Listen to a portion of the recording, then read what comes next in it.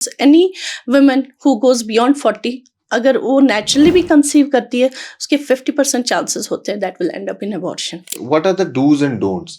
किन चीजों का ख्याल रखना चाहिए? नॉर्मली एक प्रेग्नेंट कुछ लोग कहते हैं कि ये औरत की बॉडी पे एक ऐसी सर्जरी है जिससे काफी नुकसान होता है, लेकिन जम्मू कश्मीर में या जम्मू कश्मीर में ओवरऑल देखते हैं तो सी सेक्शन डिलीवरीज काफी ज्यादा होती है। एक तो रीजन क्या है इतनी सी सेक्शन डिलीवरीज का, और क्या मिथ्स हैं, कितना सच है कि ये सही है या गलत? Caesarean sections not only in Jammu and Kashmir increase हो गए, all over the world increase हो गए। क्यों पीसीओएस इतना ज्यादा बढ़ता हुआ दिखाई दे रहा है? प्राइमरी रीजन ये है, lifestyle has changed over the past 10-20 years. मैं हर किसी पेशेंट को बोलती हूँ कि डॉक्टर बदलने से आउटकम चेंज नहीं होता। Is PCOD a reason of infertility? Yes.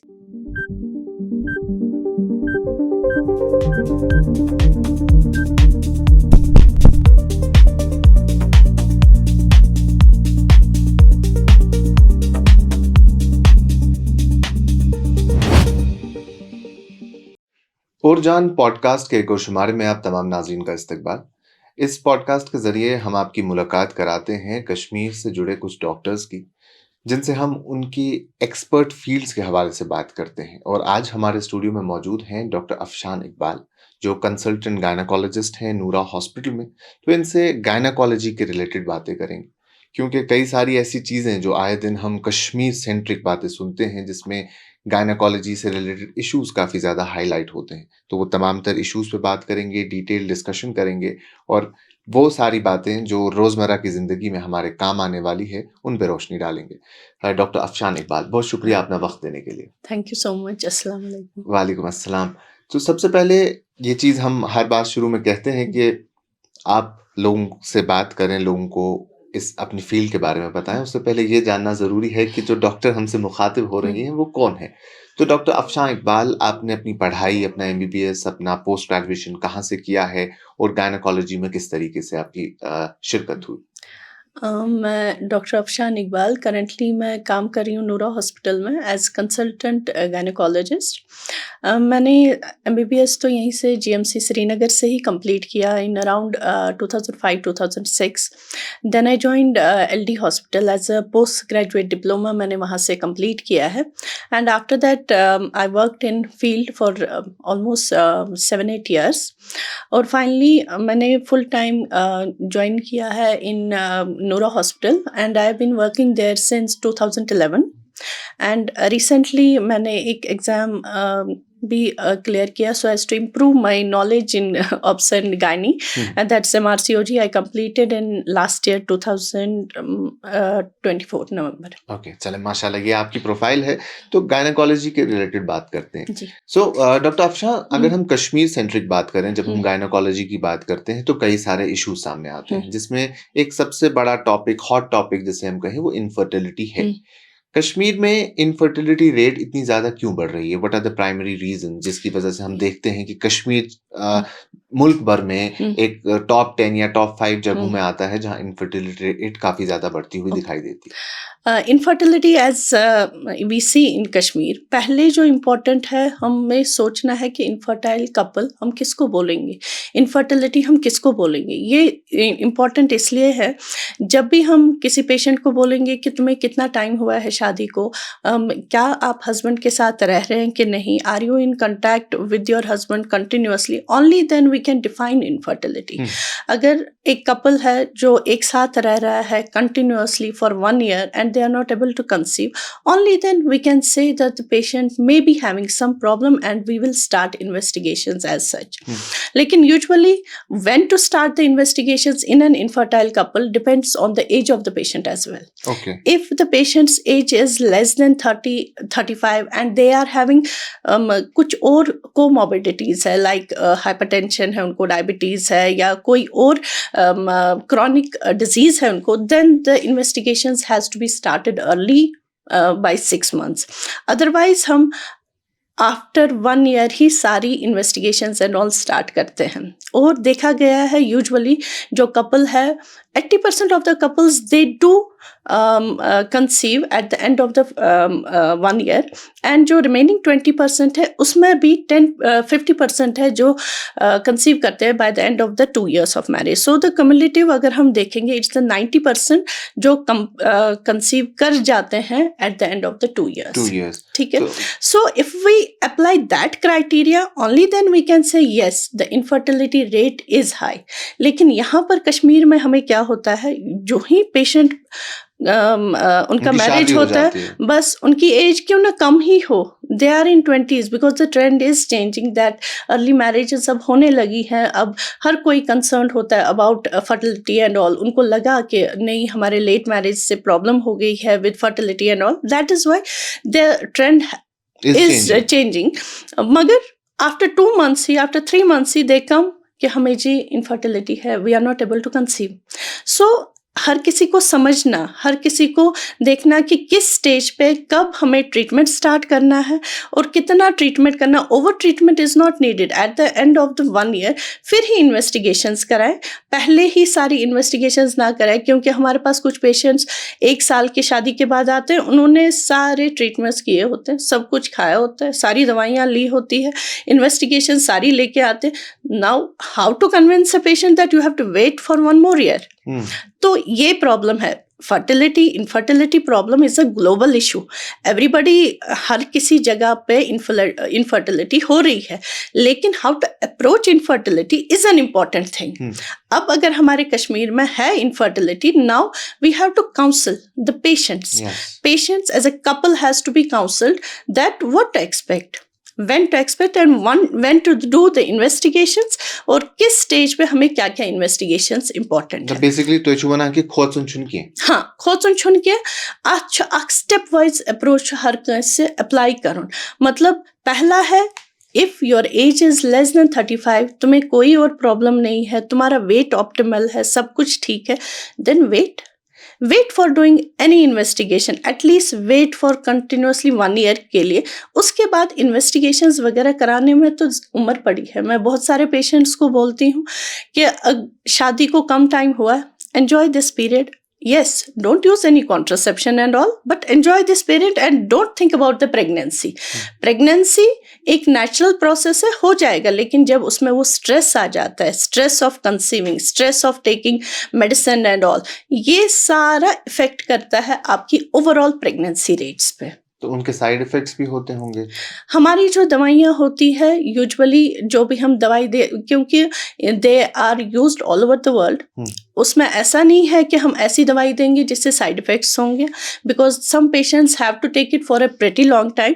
Usually we don't give those medicine. So ऐसे तो साइड इफेक्ट प्रोफाइल के हिसाब से उतना इफेक्ट नहीं है. मगर ये, और मैं एक बात यहाँ पर ऐड करना चाहूँगी कि जब भी हम इनफर्टिलिटी देखते हैं, the couple counselling is very important. मतलब दोनों husband and wife has to be seen, and it's not the problem with women only कि infertility उनका issue होता है.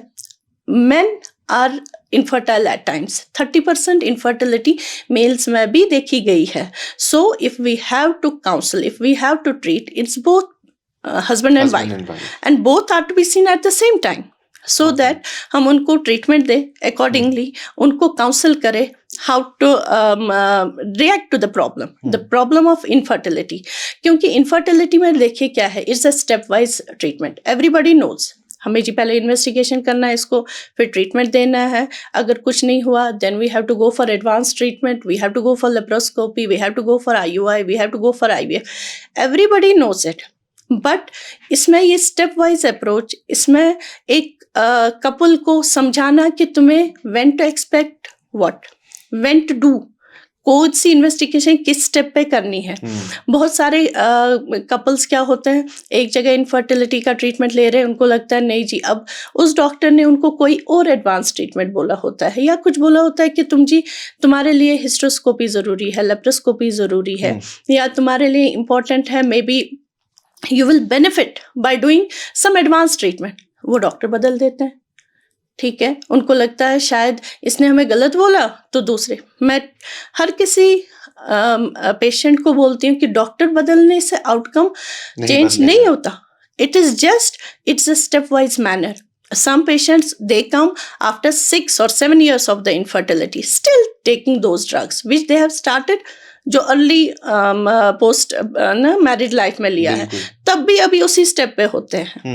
उनको समझाना कि आगे बढ़ना है, कैसे करना है, at what step you have to do it. क्योंकि क्या होता है, फर्टिलिटी आउटकम्स का बहुत इंपॉर्टेंट फैक्टर होता है कि उस पर डिपेंड करता है, that's as.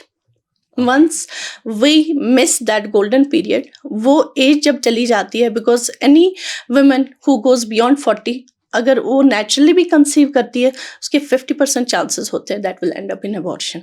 So at what age what we have to give, और किस एज पे हमें कैसी काउंसलिंग करनी है पेशेंट को, वो इम्पोर्टेंट होता है. So infertility is a problem.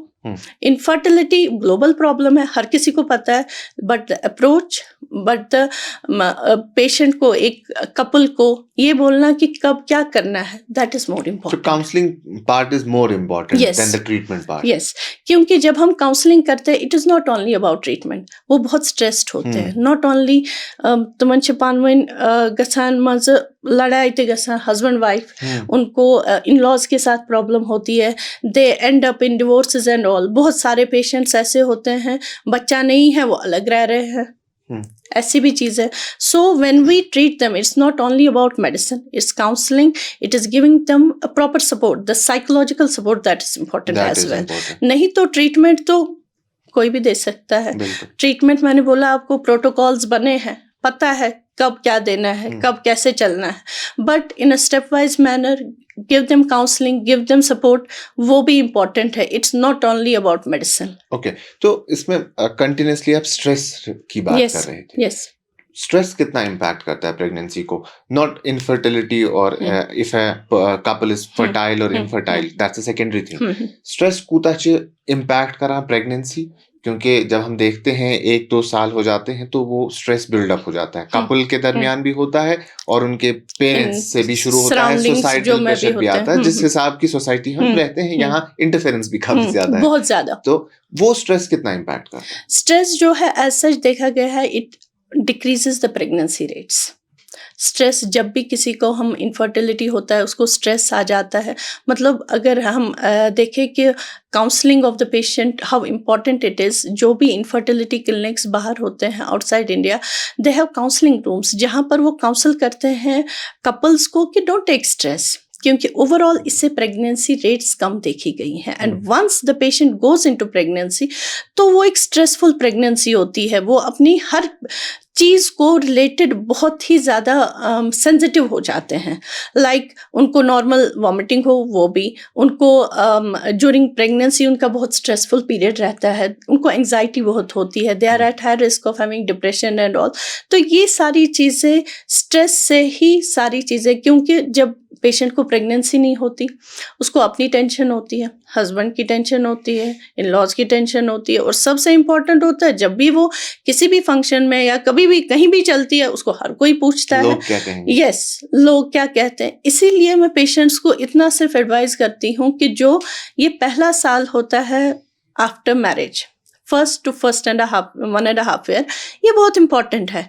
क्योंकि जो ही आप दवाई खाना स्टार्ट कर देते हो, ये स्ट्रेस का फैक्टर आप में आ जाता है. Just be relaxed and don't take any medicine for. हाँ, अब अगर कोई कॉम्प्लिकेटिंग फैक्टर है, yes you have to do it early. Otherwise if there is no patient है, हस्बैंड है 28 years का, खुद वो 26 years की है, कोई कोमोबिडिटी नहीं है, कोई प्रॉब्लम नहीं है, then why to take medicine? At least wait for 1 year. 1.5 year. और जब भी किसी पेशेंट को देखो, मुझे लगता है उनकी सास को समझाना, उनके हस्बैंड को समझाना कि तुम स्ट्रेस ना लो, just be relaxed and see what the results are. उसके बाद क्या हो जाता है, उनसे बहुत आपने देखा होगा बहुत सारे पेशेंट्स जो ईयर्स ऑफ इनफर्टिलिटी ट्रीटमेंट करते हैं, कभी वो सोचते हैं ना बतराव में sorry man gets and sometimes the patient conceives in that period. This is stress. They have conceived in that period. बहुत सारे पेशेंट्स सोचते वल वन करना IVF वल तान करना वो ट्रीटमेंट बगस शे सैतरे में होर गसन IVF खत दे कंसीव इन तो दैट वो पीरियड. रिलैक्स हो जाते हैं और वो रिलैक्स हो सब जाते ठीक हो हैं. जाता है। Yes, so this is the effect of anxiety and the social factors, the stress on the pregnancy rates. Okay, इसमें कुछ और पहलू भी हैं, उन पे भी आपसे बात करेंगे, लेकिन सबसे पहले मैं रीजंस देख रहा था कि क्या क्या चीजें होती है आजकल की जनरेशन में, खास तौर पे जो 90s या अर्ली 2000 में पैदा हुए हैं, उनमें PCOD और PCOS काफी ज्यादा देखने को मिलता है। तो सबसे पहले आप आम जबान में PCOD और PCOS को डिफाइन करें कि what it is actually. Basically PCOS या पॉलीसिस्टिक ओवेरियन सिंड्रोम या डिजीज़ जिसको हम बोलते हैं, यूजुअली ये एक बहुत कॉमन प्रॉब्लम है, पर्टिकुलरली इन कश्मीर. कश्मीर में इसका इंसिडेंस बहुत ज़्यादा है. जो रिसेंट यहाँ पर ये हुआ था, स्टडी एक हुआ था, तो उसमें 30 to 35% जो यहाँ पर लेडीज़ हैं उनको PCOS है. PCOS हम किसको बोलेंगे? PCOS के लिए कुछ क्राइटेरिया होते हैं, उसमें 3 मेजर क्राइटेरियाज होते हैं. एक जिसमें USG में दिखाएगा कि आपको जी ओवरीज ऐसी है, बल्कि है PCOD ओवरीज है आपको, उनकी मॉर्फोलॉजी वैसी है. सेकंड, उनको क्या हो जाता है, पीरियड इरेगुलरिटीज होती, या तो पीरियड्स आते ही नहीं है या तो बहुत कम आते हैं. थर्ड, या तो उनको फीचर्स होते हैं हाइपर एंड्रोजनिज्म के, लाइक एक्सेसिव एक्ने होते हैं, हेयर फॉल होता है, या तो उनको फेशियल हेयर ग्रोथ वगैरह होती है, बाकी बॉडी पार्ट्स पे ज़्यादा हेयर ग्रोथ होती है. तो ये 3 क्राइटेरिया है, इनमें से अगर 2 प्रेजेंट होते हैं we call it PCOS. Okay. लेकिन जो भी एडोलेसेंट गर्ल्स है, ये मैं थ्रू आपके चैनल से बोलना चाहूँगी, जो भी एडोलेसेंट गर्ल्स होती हैं less than 20 years of age, उनमें ये तीनों चीज़ें होनी चाहिए. Only then, yes, only then we call that patient PCOS. Otherwise, अगर उनको एक ही चीज़ होगी, even if the ultrasound is showing PCOS morphology, no, it's not an PCOD in them. अगर उनको सारा होना चाहिए, अल्ट्रासाउंड भी दिखाना चाहिए PCOD, उनके पीरियड्स इरेगुलर होने चाहिए, उनको acne, hair growth and hair fall वगैरह होना चाहिए, only then we say PCOS in them. वो किस एज के बाद फिर वो 2 सिम्टम्स ही कंसिडर होंगे? After 20. After 20, yes. अगर 2 सिम्टम्स है तो इट इज PCOS. अगर बिलो 20 एज है तो तीनों सिम्टम्स होने चाहिए. सो दिस इज, और आजकल हर कोई लड़की, कोई भी एज ग्रुप हो, हर किसी को जब भी हम वो आते हैं, period irregularities are very common. अब ये क्यों बोला गया एडोलेसेंट्स में ये तीनों होने चाहिए? क्योंकि period irregularities are very common during that time period. तो इसीलिए हम एक ही क्राइटेरिया को लेके या 2 क्राइटेरिया को लेकर हम PCOS नहीं बोल सकते, उससे बहुत बड़ा बल्क ऑफ पेशेंट्स बन जाएगा. एंड नाउ द ट्रीटमेंट हर किसी एज ग्रुप के लिए अलग है. हर किसी एज ग्रुप के लिए हमें कितनी देर के लिए ट्रीटमेंट, क्या ट्रीटमेंट है, वो डिपेंड करता है with what the patient is coming to us. Okay, so is it very common in Kashmir, जैसा आपने कहा कि 30-35%? क्योंकि जो रिसेंट मैं सुबह ही एक जगह देख रही थी, जो स्किम्स में स्टडी हुआ था, क्योंकि वहाँ पर endocrinology department that's very good, तो उन्होंने किया था, एक स्टडी किया था, इट्स ऑलमोस्ट 31%. और जिन लेडीज में जैसे हेयर ग्रोथ का प्रॉब्लम होता है, फेशियल हेयर होता है या बॉडी हेयर, तो उनमें the chances of having PCOS is 61%. So it's quite high. PCOS and PCOD is same. It's same almost, yes. कोई इसमें difference as such नहीं है? As such नहीं है. It's a wide term. Okay. It's a wide term, having everything is included in it. So अब अगर आप कह रहे हैं कि स्टडी शो कर रही है 30% से ज्यादा है, और ओवरऑल आप एक गायनोकोलॉजिस्ट हैं, तो आपके पास भी ऐसे केसेस आते होंगे.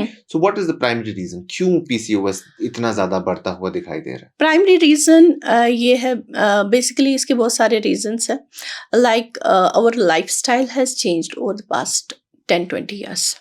Okay. मेन हमारा we have a genetic predisposition to PCOS. जो भी साउथ ईस्ट एशिया के लोग हैं, जो हम इस एरिया के लोग हैं, हमारा जेनेटिक प्रीडिस्पोजिशन है to PCOS. But why was it ये सप्रेस्ड पहले क्यों था? क्योंकि हमारा न्यूट्रिशन थोड़ा कम था. अच्छा, हमारा न्यूट्रिशन बढ़ गया, ये जो जेनेटिक हमारा प्रीडिस्पोजिशन है वो एक्सपोज हो गया, और हमारे ऑलमोस्ट हर किसी जो भी इस एज ग्रुप में, तो उनका PCOS आ जाता है. मेन है जेनेटिक, मेन है हमारा लाइफस्टाइल। Lifestyle yes. तो अगर इस बचुन आसी मोनिश कित पॉइंट है कोई बचत क्या है कोई करे बचत देखिए क्या है, किसी को पीसीओएस आ गया, इसमें बचना हम यही बोलेंगे we have to keep a healthy lifestyle, that's for everything. हर किसी चीज के लिए अगर आपको सेहतमंद रहना है तो सेहतमंद lifestyle is very important. And once you have a PCOS, जैसे हमारे इसमें क्या हो जाता है, जो भी हम बातें करते हैं इन गायनेकोलॉजी और ऑब्स्टेट्रिक्स, हम सिर्फ वेट की बात नहीं करते, वी टॉक अबाउट बीएमआई। ठीक है, तो बीएमआई क्या होता है, that is weight in kgs divide by height in metre square. Okay ठीक है, तो उसका जो आइडियल बीएमआई है हमारे हर किसी के लिए, that is 19 to less than 25. So if we maintain a BMI or a weight in that range, तो हमारी बहुत सारी प्रॉब्लम सॉल्व हो जाती है। हमारे जैसे पेशेंट्स को बहुत सारों को पीसीओडी है। अब पीसीओडी लड़की किस एज ग्रुप में आ रही है, ट्रीटमेंट उस पर डिपेंड करता है। फॉर एग्जाम्पल, एक छोटी लड़की आ रही है meeting all the criteria of PCOD and having irregular cycles and all, तो उसको हमें देखना है, उसको हमें समझाना है कि किस टाइम पे क्या दवाइयाँ देनी है। If she has a main problem of hair problem है, एक्ने है, तो हमारा ट्रीटमेंट थोड़ा उसी हिसाब से जाएगा।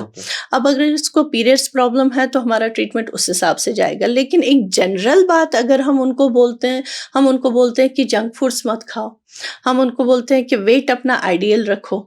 ठीक है, ज़्यादा वेट कम होना भी प्रॉब्लम है तो ज़्यादा होना भी प्रॉब्लम है। If it is BMI is less than 19, that's a problem. अगर वो BMI ज़्यादा है, more than 30, more than 35, that's a problem. So keeping it in an ideal range, it's very important. For that, you have to go for regular exercise and all. तो ये हमारे कुछ general lifestyle measures होते हैं जो हम इनको बोलते हैं। अब हमारा जो major chunk जो हमें OPDs होता है, that is PCOD married woman coming with infertility. Okay ठीक, तो उनमें हमें क्या क्या करना है, जैसे उनका भी मैंने आपको PCOD reason of infertility yes, क्योंकि इसमें क्या हो जाता है, पीसीओडी में हमारी पीरियड इरेगुलरिटीज होती हैं। लेकिन पीरियड इरेगुलरिटीज क्यों होती है, it is because of the patient is having ovulation कम हो जाती है। Okay. And that results in less period irregularity. So the main problem with the PCOD, जो अगर PCOD इतना कॉमन है, इतना अवेयरनेस बढ़ रहा है, इतना बोल रहे हैं क्यों है, क्या है, इसको हमें कैसे ट्रीट करना है, it is basically the problem at the end of the day is infertility. So जो हमारे पास पेशेंट्स आते हैं, मेयोजोस पीसीओडी, मेयोजोस मेन तो इनफर्टिलिटी ही होता है जिसमें हमें ट्रीट करना पड़ता है। अब उसमें जब हमारे पास पेशेंट्स आते हैं, हम पहले ही उनको बोलते हैं वजन करो कम, तो हर कोई बोलता है तो क्या सिर्फ मना वजन हर कोई है। आप क्यों हमेशा वजन के ही पीछे पड़े हो। इसमें भी यही है कि बीएमआई जब किसी पेशेंट का लेस देन 30 होगा तभी पीसीओडी पेशेंट को हमारा ट्रीटमेंट इफेक्टिव होगा। If the weight is on higher side, treatment उतना इफेक्टिव नहीं होता है। और देखा गया even if there is only a 5 to 10% decrease in the weight, overall weight of the patient, तो उनका जो ओवुलेशन वाला सिस्टम है ये बेटर हो जाता है। सो इसमें ओवरऑल अगर स्विच हो, lifestyle modification is the weight reduction, it is regular exercise that is very helpful in them, and maintaining a healthy dietary habits. वो बैलेंस डाइट हो, खाना पीना अच्छा हो, हेल्दी लाइफस्टाइल हो। तो आप वेट पे एम्फेसिस कर रहे हैं, तो वजन बढ़ना क्या बहुत बड़ी प्रॉब्लम है, और क्या वो लड़कियां या वो फीमेल चंक जिनका वजन तो नॉर्मल है तो उन्हें भी पीसीओडी पीसीओएस हो सकता है? पीसीओएस किसी को भी हो सकता है, मैंने पहले भी बोला आपको पीसीओएस, और ये देखा गया है पेशेंट्स। मैंने एक बात मैं यहाँ पर ऐड करना चाहती हूँ, अगर पेशेंट का वजन कम है and the patient has PCOS, treating them is a bit difficult than the जो healthy PCOS patient। उनका difficult हो जाता है। Yes, and it is treatment protocols थोड़े से different हो जाते हैं इनके, क्योंकि उनका हार्मोनल जो change होता है अंदर से वो भी different होता है। ठीक है, देखिए क्या है, अगर पेशेंट कोई आता है with a PCOS and the patient is obese, मैंने आपको पहले ही बोला कि ट्रीटमेंट जो होता है, ट्रीटमेंट तभी इफेक्टिव होगा जब उनका BMI लेस देन 30 होगा। अब अगर पेशेंट का BMI 30 से ज़्यादा है, 35 है, आप ट्रीटमेंट कुछ भी दे तो you can not expect good results in them. That is why I am emphasising on weight, because this is the thing जो पेशेंट के अपने कंट्रोल में है, वो विदाउट मेडिसिन भी ठीक हो सकता है. सो ये इम्पोर्टेंट, कल को वही पेशेंट, पीसीओएस पेशेंट जाएगा कि मुझे जी इनफर्टिलिटी ट्रीटमेंट चल रहा है, नहीं हुआ with medicine, she will go for IVF and all. उसके भी जो रिजल्ट्स होते हैं वो डिपेंड करते हैं उसके वेट कितने हैं. और कल को वही ओबीज पेशेंट जिसको मैं बोलूँगी पीसीओएस होगी, प्रेग्नेंट रह गई, तो उसके अपने साइड इफेक्ट्स हैं. Being overweight and having pregnancy, उसके अपने कॉम्प्लिकेशंस होते हैं. Like they are at high risk of having diabetes during pregnancy. उनका शुगर ज़्यादा हो जाता है, उनका ब्लड प्रेशर ज़्यादा हो जाता है, इनके complications during pregnancy at the time of the birth वो ज़्यादा हो जाते हैं. So overall weight PCOS is linked. And जो हमारा बेसिक मेटाबॉलिक प्रॉब्लम हो जाता है in PCOS, that is insulin resistance आ जाता है. और this is promoted by obesity. If the patient is obese, the insulin resistance वो इंक्रीज हो जाती है. That is why every doctor, जब भी हमारे पास कोई पीसीओएस आता है, they start with weight management, because ये बेसिक है, ये पेशेंट खुद भी कर सकता है. बाकी दवाइयाँ देने के लिए तो हम पीरियड इरेगुलरिटीज़ है, हम उनको हार्मोन्स दे सकते हैं. उनको फेशियल ग्रोथ वगैरह है तो उसके लिए ट्रीटमेंट है, लेज़र है या ओरल मेडिसिन जो भी है. बाकी हर चीज़ के लिए मेडिसिन है, but this you can do yourself. Okay, so this is the primary thing. अगर ये आपने मेंटेन वही कर है, लिया तो अगर ओवरऑल हम चीजें ठीक हो यस जाएंगी. अगर हम देखेंगे पीसीओएस का जो ट्रीटमेंट है, ये इसमें बहुत सारे डॉक्टर्स इन्वॉल्व होते हैं. It's not up to one doctor only. PCOS वाला पहले जाता है एक प्राइमरी हेल्थ केयर में, एक पेरिफेरी के डॉक्टर के पास, ठीक है, वो इन्वॉल्व होता है. गायनोकोलॉजिस्ट होता है, एंडोक्रिनोलॉजिस्ट होता है, अगर इतने डायबिटीज वगैरह वो पगा डर्मेटोलॉजिस्ट, डाइटिशियन. एंड जो भी पीसीओएस पेशेंट है, they have a high risk of having anxiety, उनमें ज़्यादा देखी गई है, डिप्रेशन ज़्यादा गया है. सो उनमें साइकोलॉजिस्ट का इन्वॉल्वमेंट भी इम्पॉर्टेंट है. सो इट्स बहुत सारे हेल्थ केयर प्रोफेशनल्स इन्वॉल्व होते हैं in the treatment of the PCOS patients. क्योंकि पीसीओडी जो है, इसमें it's not only about infertility, it's not only about period irregularities. They are at high risk of having diabetes, hypertension, उनका dyslipidaemia जैसे cholesterol वगैरह ज़्यादा होता है, एंड ओबीज जैसे आपने बोला why you stress on this weight as well. तो उसमें क्या देखा गया है, PCOD patients usually heart diseases नहीं बढ़ाता पीसीओएस एज सच, ठीक है, लेकिन जो पेशेंट्स ओबीज होंगे जिनका वेस्ट सर्कमफ्रेंस ज़्यादा होगा, they are at high risk of having heart diseases. Okay, that is why weight PCOS हर कोई चीज रिलेटेड है, इंटरलिंक्ड है. यस. ओके, सो ये कुछ चीजें हैं जो खास तौर पे यहाँ कश्मीर में प्रेवलेंट हैं.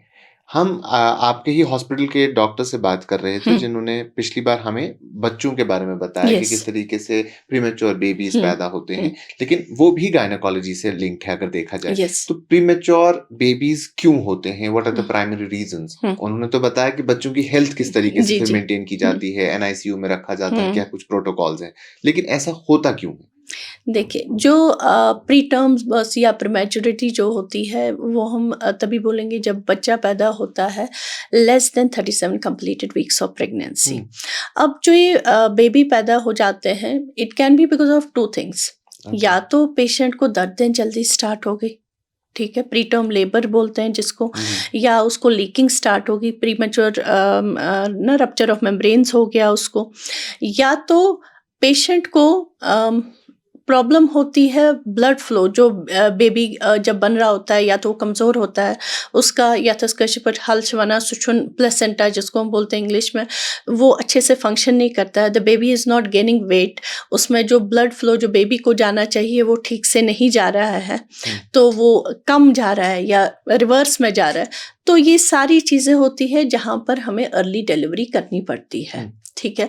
सो हर किसी के अपने अपने कॉजेज़ है, ठीक है, जैसे किसी को प्री टर्म बर्थ होता है, उसको प्रीवियस हिस्ट्री होती है कभी प्री टर्म बर्थ की, या तो उसको मतलब जो उसका युस बजदाइन हुन गोल छ आसान, सु छु शॉर्ट आसान, तथ छु कुन साथ के ट्रीटमेंट आसान आमस, तो उनको चांसेस होते हैं प्री टर्म बर्थ के, या तो उनको ट्विंस होते हैं या ट्रिपलेट्स होते हैं, या उनको पानी ज़्यादा होता है, दैट इज़ द चांस, या तो ओबीस होते हैं, obesity, they are at high risk.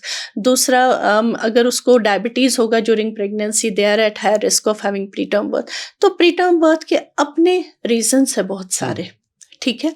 तो दूसरा होता है जो ये प्लेसेंटल फैक्टर्स जिसको हम बोलते हैं, यथ मज बच्चे कमज़ोर छ आसान, अच्छा। इसके भी बहुत सारे रीजंस हैं, और सबसे ज़्यादा देखा गया if the patient's age is more than 40, तो उनका जो बच्चा होता है वो कमज़ोर होता है, उसका ब्लड फ्लो आहिस्ता आहिस्ता कम होने लगता है। But age is not only the factor, there are many other factors that can, अगर बाकी चीज़ इन्वॉल्व आसन से, जैसे डायबिटीज़ साथ होगा, ब्लड प्रेशर, किसी को क्रॉनिक हाइपरटेंशन होता है, आगो ब्लड प्रेशर उस प्रेगनेंसी मज छु खसान, ब्याक उस गोनिक पे तथ क्रॉनिक हाइपरटेंशन वना, या बे तुम ऑटो इम्यून डिजीजेस जिसमें SLE बहुत इंपॉर्टेंट है, ठीक है। ये सारी चीज़ें क्या हो जाता है, इसमें प्लेसेंटल फैक्टर्स आते हैं, जो बेबी को जो ब्लड फ्लो है वो अच्छे से नहीं जा पाता है, and we are forced to do the delivery before completed 37 weeks, तो उसमें भी प्री टर्म बर्थ हो जाते हैं। एक और इम्पोर्टेंट चीज़ है, ये आपसे पूछना काफ़ी ज़्यादा ज़रूरी है, सिजेरियन यस। कितना सही है, कितना गलत है? काफ़ी सारी चीज़ें इसके साथ जुड़ी हुई हैं। कुछ लोग कहते हैं कि ये औरत की बॉडी पे एक ऐसी सर्जरी है जिससे काफ़ी नुकसान होता है। लेकिन जब हम कश्मीर में या जम्मू कश्मीर में ओवरऑल देखते हैं तो सी सेक्शन डिलीवरीज़ काफ़ी ज़्यादा होती है। एक तो रीज़न क्या है इतनी सी सेक्शन डिलीवरीज़ का? और क्या मिथ्स हैं, कितना सच है कि ये सही है या गलत? Caesarean sections not only in Jammu and Kashmir increase हो गए, all over the world increase हो गए। अगर हम सिनेरियो देखें, हर जगह सिजेरियन सेक्शंस इंक्रीज हो रहे हैं, ठीक है। लेकिन इसमें हम सिर्फ डॉक्टर्स की गलती नहीं बोलेंगे, हर कोई जब भी, ये एक इतना कंट्रोवर्शियल क्वेश्चन है, जब भी कोई डॉक्टर बोलना चाहता है तो अटेंडेंट्स दे स्टार्ट ब्लेमिंग ना, ये डॉक्टर ही करा, ये सोरी करा, ये हर का चीज़ करा। मैंने बहुत सोचा, तो इसमें मेरा जो जवाब इसमें होगा, I being a doctor at नूरा हॉस्पिटल, वी डू, मतलब मैं हूँ वहाँ पर, और 2-4 गायनेकोलॉजिस्ट वहाँ आते हैं, कुछ विजिटिंग है, कुछ वहाँ पर हमें काम करते हैं। The maximum deliveries we do in a month use one 60 maximum will be 70, not more than that. मगर अगर बरक्स निवा गवर्नमेंट हॉस्पिटल जो हमारा टेरिटरी हॉस्पिटल यहाँ पर है, वहाँ पर एक दिन में, एक नाइट में 35 सिजेरियंस होते हैं। So you are not blaming those. They are not doing cesarean for money. चलो हम तो for money करते हैं, आप हमें blame करेंगे, we are doing it for money, okay, we accept it. But the people in the government hospital, they are not doing it for money. So the cesarean section rate is increased everywhere. ठीक है, तो इसमें क्या है, इसमें What is the reason? Yes, पहला reason मैं बोलूँगी, everybody wants to play safe. मैं नहीं बोलूँगी कि caesarean section is safe. Caesarean section के अपने कॉम्प्लिकेशंस है। उसमें क्या देखा गया है, एज सच अगर हम देखें, जो एक स्टडी हुई है, सिजेरियन सेक्शन ओवरऑल कोई हेल्थ हजार्ड नहीं है। Previously it was a complicated surgery, because at that time every surgery was a complicated thing. लेकिन अब because of the advancement in anesthesia, in drugs and everything, ये एक health hazard नहीं है, ये कोई ऐसी मुश्किल वाली सर्जरी नहीं है। लेकिन इससे जो रिजल्ट होता है, जो आप बोलते हैं कि इससे क्या इफेक्ट पड़ता है, इफेक्ट पड़ता है दूसरी सर्जरी पे, नेक्स्ट प्रेगनेंसी पे, ठीक है। द नेक्स्ट प्रेगनेंसी में इसके चांसेस क्या होते हैं, पहले ही सिजेरियन फिर से हो जाता है, फिर तो होता ही होता है, ठीक है। दूसरा चांसेस ऑफ वन थिंग जो हमने काफ़ी रिसेंटली हमने अपने हॉस्पिटल्स में भी देखे, सिजेरियन शिकार प्रेगनेंसी हो जाता है, मतलब जो प्रेगनेंसी है वो चिपक जाती है, या तो इसका शिर पट वनो सो स्टार्ट गसा ये दिन पट में जाए सिजेरियन सेक्शन छासा गोमत। थर्ड, युस यम साथ तुमन प्रेगनेंसी मतलब एक सिजेरियन हो गया, दूसरा caesarean, they are at high risk of having अख चीज तच प्लेसेंटा प्रीविया और प्लेसेंटा एक्रीटा स्पेक्ट्रम मतलब युस ये हल छु सु छु ततन चिपकान ओके ठीक है एंड सु छु पूरे थ्रू द यूट्रस गसान तो सराउंडिंग स्ट्रक्चरसन अफेक्ट करा वो सारी चीज़ें हैं वो देखी गई है वो तभी हो गई because we have started increasing the caesarean section rate this is the main problem जब भी हम किसी अगर हमें पेशेंट को काउंसल करना होगा these are the things which are important to tell कि दे मिलटा ये बे सिजेरियन अगर पहली बार सिजेरियन हुआ दूसरी बार नॉर्मल होने के चांसेस हैं चांसेस है हो लेकिन कम सकते हैं नहीं अगर हम देखेंगे ओवरऑल वर्ल्ड वाइड जो chances of having normal delivery after the caesarean if every criteria is met is 70 to 80%, 70 to 75%. Okay after one caesarean you can have a normal delivery मगर उसमें मॉनिटरिंग बहुत स्ट्रिक्ट होती है उसमें कुछ चीज़ें हैं जो हमें क्राइटेरिया मीट करने हैं मतलब पहला उसमें है that is the 1-on-1 care मतलब पेशेंट आया तुम्हें बहुत ही स्ट्रिक्ट मॉनिटरिंग करनी है और उसको कंप्लीट ड्यूरिंग द लेबर उसको मॉनिटर करना है अगर आप वो कर नेक्स्ट टू इम्पॉसिबल यस वही है वही प्रॉब्लम अब होती है बहुतों की डिलीवरीज लेकिन उन बेचारों को दर्द स्टार्ट होता है बांडीपोरा में by the time they reach to Srinagar उनकी नॉर्मल डिलीवरी होती है ठीक है हुआ सिजेरियन सेक्शन रेट इंक्रीज होना जो पहले आप बोल रहे थे इसके हेल्थ हजार्ड्स क्या हेल्थ हजार्ड इज यही कि नेक्स्ट प्रेगनेंसीज में प्रॉब्लम्स होती है ठीक है दूसरा होता है जैसे हमारा बेबी जो है वो जल्दी निकलता है द चांसेस उसके लंग्स वगैरह उतने एक्सपैंड नहीं होते हैं तो कभी उनको प्रॉब्लम होती है ब्रीथिंग प्रॉब्लम हो जाती है ठीक है दूसरा होता है कि because we are doing an open surgery तो चांस या तो एंडोमेट्राइटिस छवना पन पर तो उनके चांसेस ऑफ इन्फेक्शन वगैरह आसान बाकी गए बाकी सारे कॉम्प्लिकेशंस ऑफ एनी एनेस्थीसिया बाकी को इन्फेक्शंस bleeding होना and all they are complications of every surgery and same is the case with the cesarean अब इंक्रीज क्यों हो रहा है that is the question increase हो गया पहले ही पॉपुलेशन इंक्रीज हो गई पॉपुलेशन इनके डॉक्टर्स उतने नहीं हैं मैं वही बोल रही हूँ अगर हम देखेंगे एलडी में जैसे कितने सारे सिजेरियन होते हैं बहुत सारे डिलीवरीज नॉर्मल डिलीवरीज बहुत कम होती है हर किसी का बच्चा प्रेशस है लेडीज जो होती हैं ड्यूरिंग 9 months उनका पैम्परिंग इतना होता है वो दर्द उठाने के लिए तैयार नहीं होती हैं उनको लगता है कि ये वारिया पेशेंट वना नस बस कर normal delivery but once the pain start they are not able to tolerate that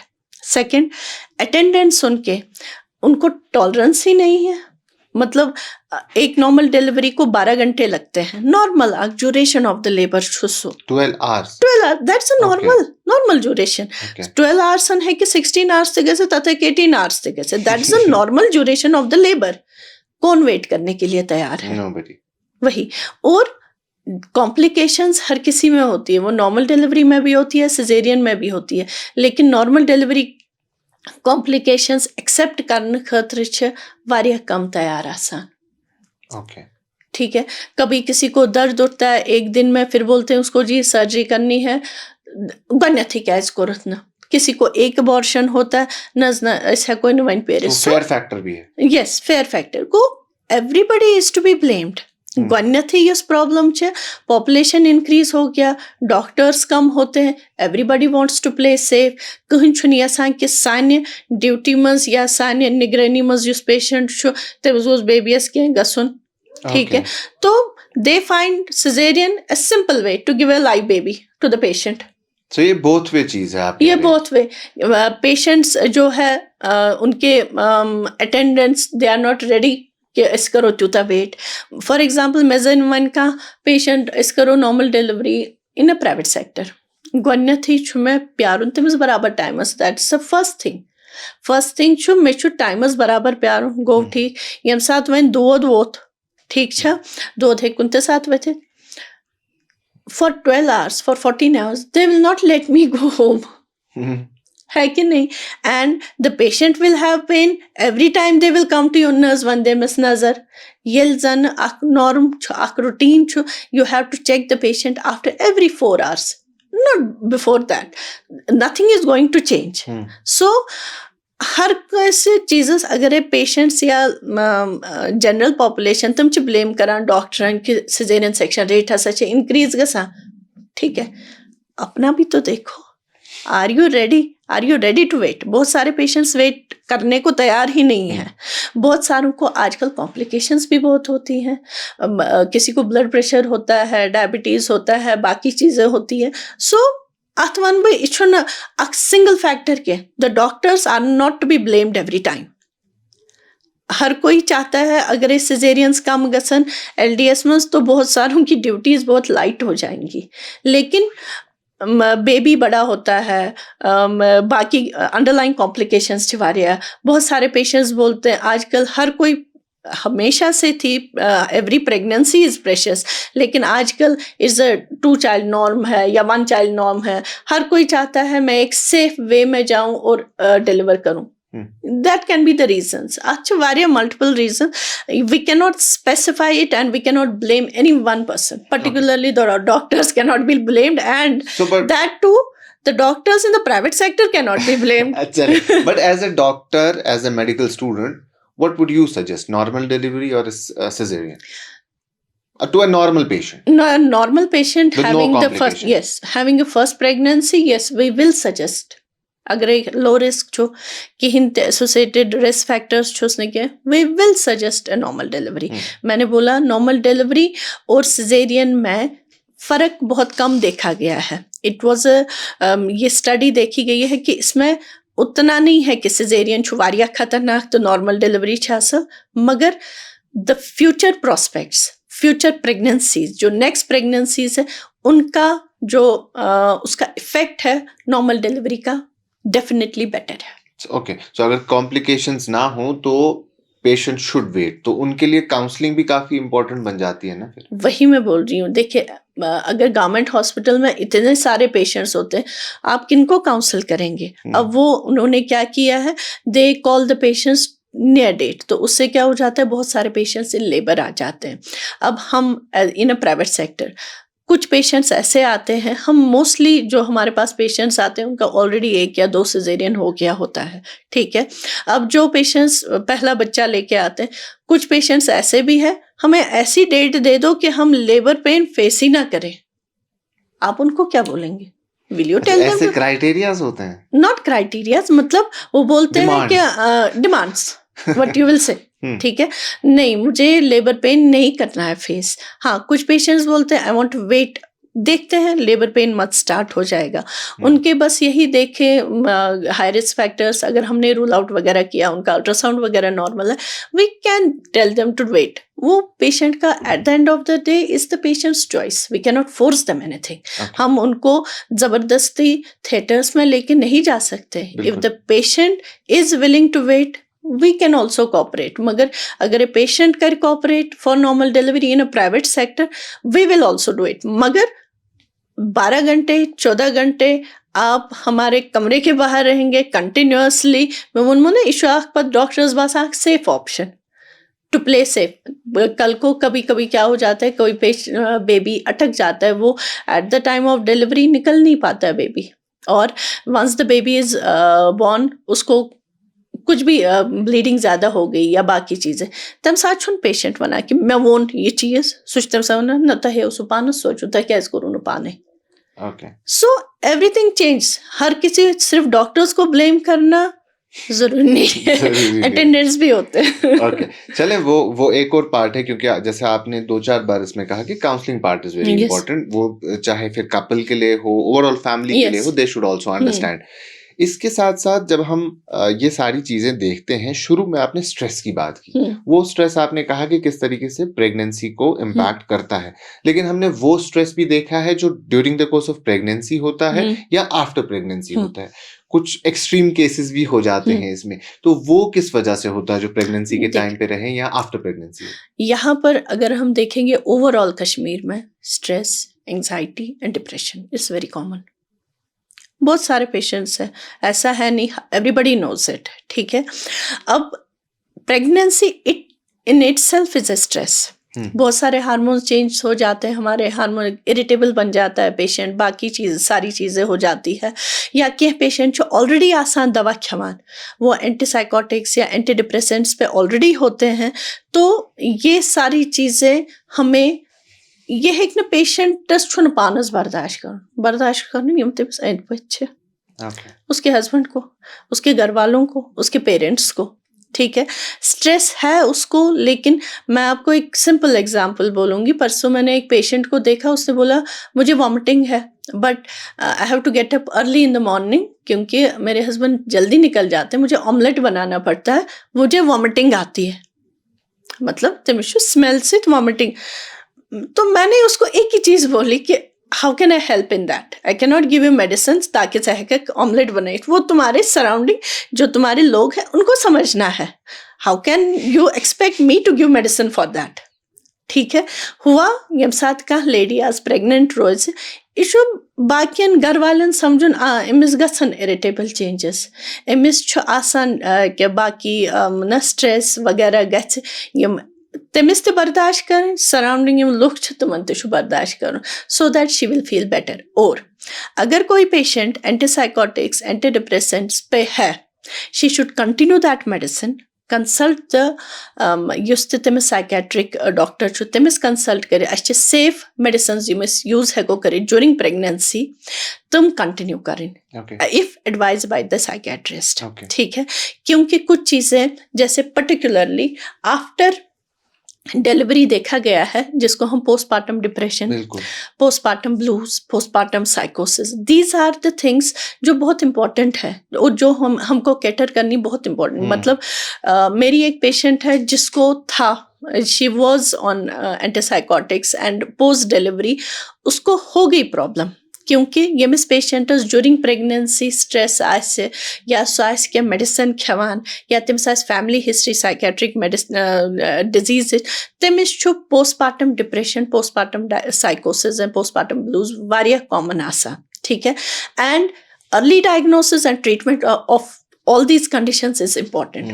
उसमें ट्रीटमेंट है in the form of medicine, but treatment in the form of counselling is also important. So बेय सारी Khot important क्या चासा postpartum support, postpartum support, yes, postpartum support in managing the baby, yes, ठीक है। In managing baby, patient sleep deprived है, उसको नींद नहीं आ रही है, हर 2 घंटे के बाद उसको उठना पड़ रहा है, यहाँ से पेन है, सोचते पर नॉर्मल डिलीवरी, सोचते पर सिजेरियन, ठीक है। उसमें आप सपोर्ट दे दें, पेशेंट को काउंसलिंग करें, इफ़ नीडेड कुछ चीज़ें ऐसी होती है जिसमें मेडिसिन खाना ज़रूरी है, वो खाओ, तो उसमें पेरेंट्स का, सराउंडिंग लोगों का, हस्बैंड का और जो भी अनपेक्षित मन हेल्प करूँ, उसमें ये चीज़ समझना ज़रूरी है कि ये सिर्फ उस लड़की का, उस औरत का बच्चा नहीं है, ये उसके पार्टनर का भी है, ये पूरी फैमिली का है। क्या इसके यम हार्मोनल चेंजेस छा आसान, ये वारिया इम्पोर्टेंट अख चीज युस न समझान कह वनान अमिस क्या गो, वदनस कुन गोमुत, अरे बेचारी को प्रॉब्लम है, उसको नींद नहीं है, उसको है पोस्टपार्टम प्रॉब्लम हो रही है, उसको take her baby for the night या सपोर्ट करो उसको, दिन में पकड़ो, give her some rest, mental rest, तमिस कैसे पाने फर्क गो, it is a surround you see pregnancy, delivery, इन सारी चीज अत मज हर कंस इन्वॉल्व गसन इम्पोर्टेंट आसान। हम यूजुअली क्योंकि पोस्टपार्टम डिप्रेशन पे हम बात करना चाहते हैं, क्योंकि कभी कभार ऐसा सिनेरियो भी बनता है, इतना डिप्रेस वो हो जाती हैं कि वो अपने बच्चे को ब्रेस्ट फीडिंग से भी मना करती है एट टाइम्स, वैसी सिचुएशंस भी आती है। तो recently there was a Facebook page and he और शी दैट पर्सन, वो उन्होंने खबर भी चला दी कि कैसी माँ है, इसने अपने बच्चे को दूध पिलाने से मना किया, but they don't even understand कि it is a disease, it is a problem,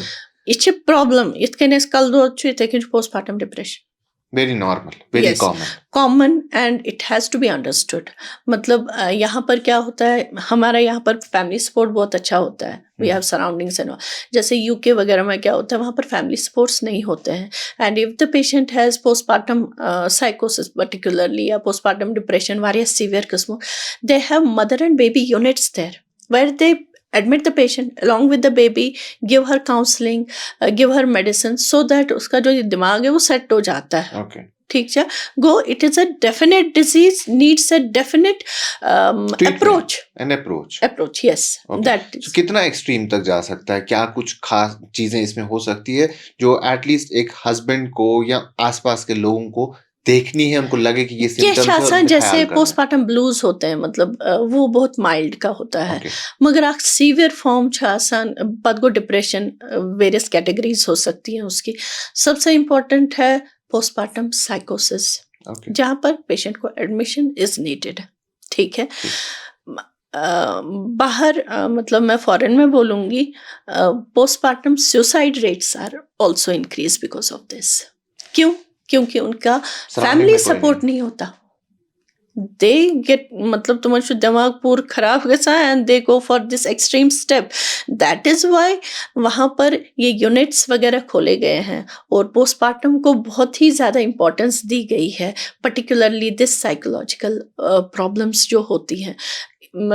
ये मतलब it can go to extreme in suicide, okay, वारिया mild to anxiety, postpartum blues, mild depression, manageable.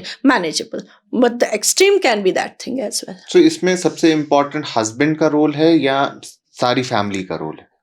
मैं हर किसी का बोलूंगी, because husband can not stay with the wife all the time ना, उसको भी अपने काम पे जाना है। ये असल ट्रेंड की यमसा बच्चों जवान तुम मालून गसा मालून कैसे गसा कैसे तच्चो रिलैक्स हो जाते हैं, ठीक है। सो एवरीबडी वन ये मिस वन मालनस में सपोर्ट चुके तमिस पज हस्बैंड से तेल प्रोवाइड करें का केयर टेकर एंड एनीथिंग या हेल्पर का युस तमिस हेल्प कर। So everybody has to think about it, मतलब मगर ये पोस्टमार्टम पीरियड मैनेज करूँ, ओवरकम करूँ, वेरी इंपॉर्टेंट। अब ज्यादा आपका और टाइम नहीं लेंगे, दो तीन चीजें और प्रेगनेंसी के रिलेटेड बात करते हैं। जब प्रेगनेंसी होती है तो उस टाइम पे किन चीजों का खास ख्याल रखने की जरूरत है? जब किसी कपल ने कंसीव किया तो किन चीजों पे सबसे ज्यादा एम्फेसिस आप एज अ डॉक्टर करेंगे कि इन पर्टिकुलर चीजों का ख्याल रखें? प्रेगनेंसी जब किसी भी कपल को होती है, पहले ही हमें देखना है what's the age of the couple, that's important. मतलब लेडी की एज क्या है, ठीक है, क्योंकि वो उसको कैटेगराइज करेगी इन द हाई रिस्क और द लो रिस्क, ठीक है। हमें देखना है कि इसका कोई अंडरलाइंग मेडिकल कंडीशन तो नहीं है जिसमें blood pressure, diabetes, auto immune disease जो बहुत कॉमन है जैसे SLE वगैरह होता है, वो तो नहीं है। इफ दैट इज प्रेजेंट तो first meeting with the concern doctor important होता है, ठीक है। बाकी अगर ऐसा लो रिस्क फैक्टर्स मज छे अथ मज छन ज्यादा कारण खुशकियत के simple simple patient pregnant start usually वना patient to start with pre pregnancy folic acid. अगर उसने तब नहीं खाया होगा then we start it in the pregnancy till 12 weeks of the pregnancy चु गो पचासम यम साथ प्रेगनेंसी गई पचेस अल्ट्रासाउंड वना पेशेंट तचेस लोकलाइजेशन अल्ट्रासाउंड वना सो चु गसा अराउंड 6 to 7 वीक्स पचेस आजकल छु नो वाक not a trend, it was always there. आक अल्ट्रासाउंड इस करा तचेस NT-NB स्कैन वना गुइम छ तुम चीज इम फर्स्ट 3 months मस करा सुशिवान करने अराउंड 11 वीक्स to 13 वीक्स तक किया जाता है। दईम चीज एज ये छो एज रिगार्ड पद गई वॉमिटिंग्स वगैरह आसन तथ रिलेटेड छेज दवा दिवान या काती कंप्लेंट पेशेंट आस तथ रिगार्ड छेज दवा दिवान तो बेसिक इन्वेस्टिगेशंस इमस करें छासा ये छो एज रिगार्ड्स टू डॉक्टरस निश क्या छो पद गई खनस चनस हिसाब it's a normal diet, normal balanced diet you have to take, that's it with कि यथ मज फ्रूट्स त्यासन सैलड्स वगैरह त्यासन बाकी चीज वन छु सिर्फ युत योद गसान कि पेशेंट युस अर्ली प्रेगनेंसी मज आसान तो वन स्टमक इश्यूज वारे आसान we cannot force them to take anything if they don't feel like taking eggs or meat or any chicken we cannot force feed them। तुम करो vomit out सो क्या फायदा go first 3 months मज वो patient वना you तक खुश करो तीखे क्यों जो तुम्हें जो मुझे ठीक लगती है may be that is not suitable for you, तुम नहीं खा पाओगे।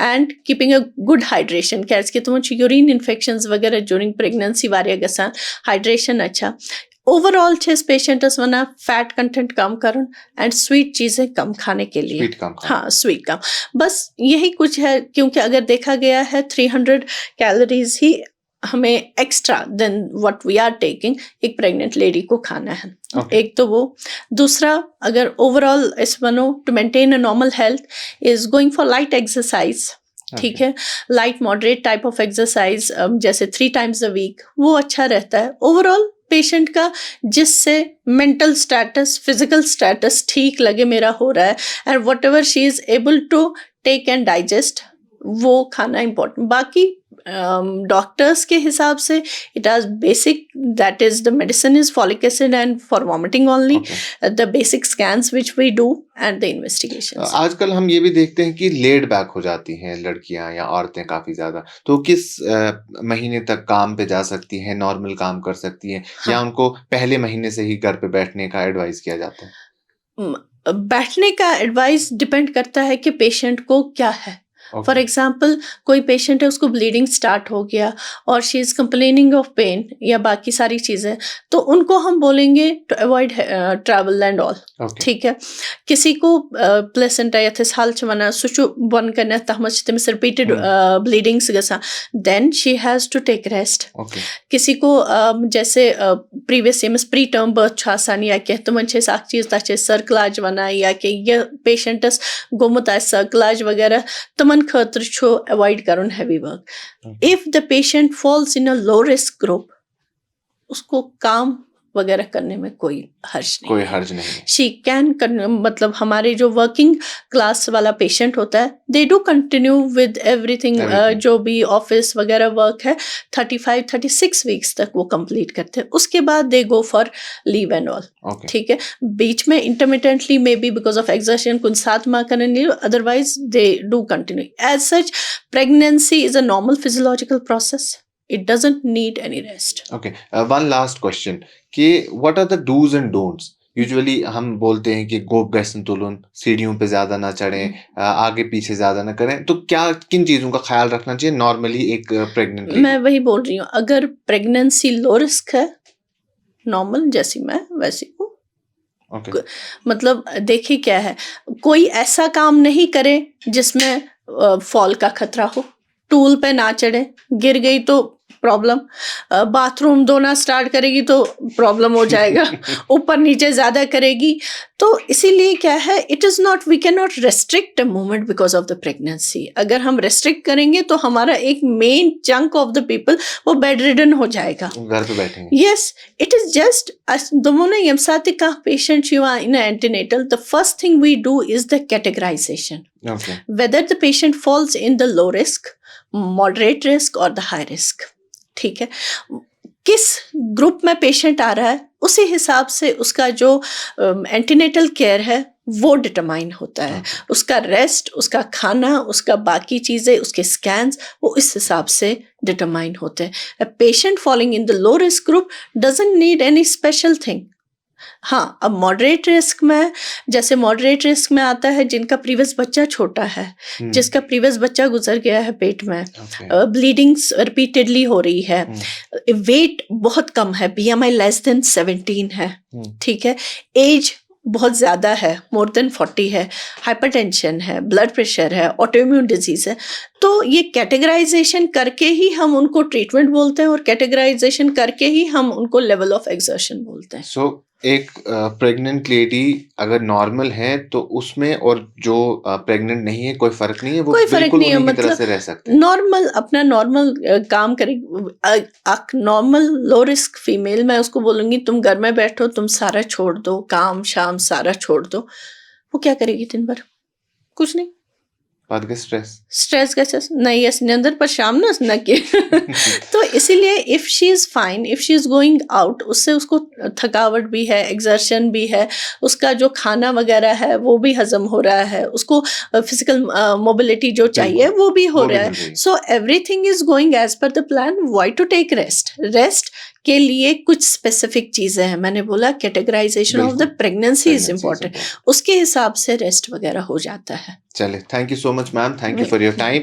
सो ये थे डॉक्टर अफशान इकबाल, जिन्होंने बताया कि गायनेकोलॉजी के रिलेटेड खास तौर पे कश्मीर में क्या कुछ प्रॉब्लम्स देखने को मिलती हैं, और उनके साथ-साथ कुछ ऐसे मिथ्स जो यूजुअली हमारे ज़हनों में रहती हैं, वो चीज़ें भी बताई, और किन चीज़ों का ख़्याल रखने की ज़रूरत है, न सिर्फ़ एक प्रेग्नेंट लेडी को बल्कि एक कपल को, आस-पास के लोगों को, जो उनकी पूरी सराउंडिंग में लोग हैं, और ओवरऑल काउंसलिंग कितना इम्पोर्टेंट है। यानी अगर आपकी मेंटल स्टेट ठीक है, अगर आपका ज़हनी तवाज़ुन ठीक है, तो ओवरऑल सारी चीज़ें ठीक रह सकती है।